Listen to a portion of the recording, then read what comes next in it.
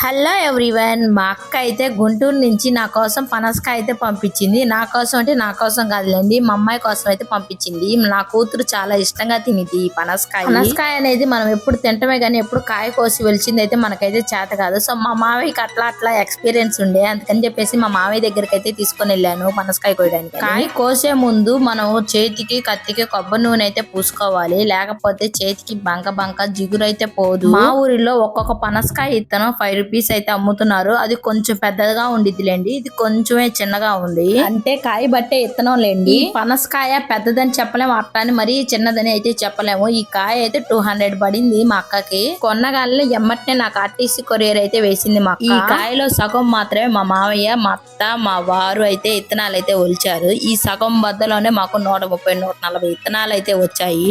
మొత్తం కౌంట్ చేశాను. మిగతా సగం అయితే నేనైతే ఫ్రిడ్జ్ లో పెట్టాను. ఈ వీడియోలో నా వాయిస్ అయితే ఇగ్నోర్ చేసేసేయండి, ఎందుకంటే నేను తిరుపతి వెళ్ళి వచ్చాక నా గొంతు అయితే ఊరెళ్ళింది.